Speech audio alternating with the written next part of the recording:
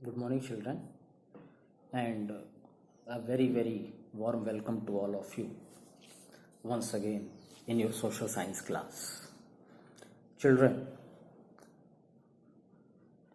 just now we are going through one chapter of your history book, and the chapter already you know that we are studying just now. That chapter is the making of a global world. So, children, already two topics of the chapter we have covered. We have studied in my previous two videos, and today in this video I am going to start a new topic of this chapter, and that new topic is food travels. So children, in the very beginning I told you that in system of globalization we see movement of different kinds. We see movement of people, we see movement of goods, movement of money. So today we will see the movement of food items. Actually the topic which is given in your book is, the topic is food travels.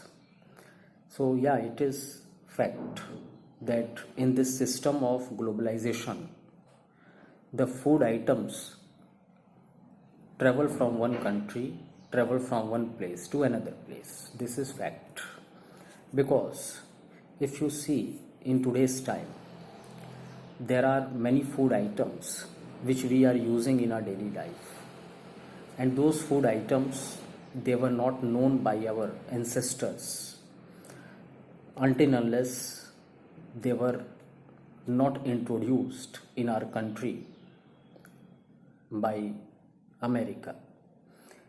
Like lots of food items, groundnut, maize, chili, potato, sweet potato, tomatoes.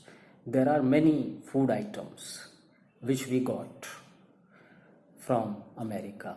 When Columbus discovered America, people, they started going to America. Many people, they came from America, went to different parts of the world, and with them they carried the food items which were eaten in America to other parts of the world.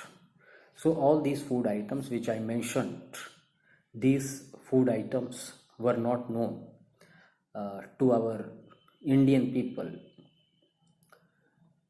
but we got to know about these food items from America. And not only that, in today's time you see different dishes are traveling from one place to another country, from one place to another place. For example, pasta, which is a very common food items in today's time. That pasta was taken by Arab people to Italy.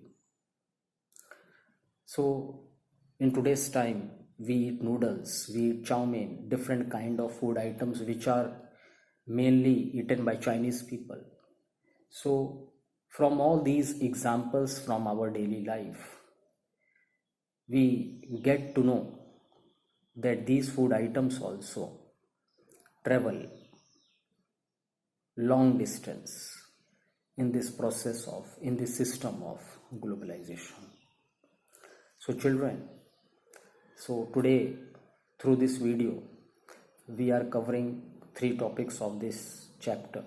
We have covered three topics of the chapter.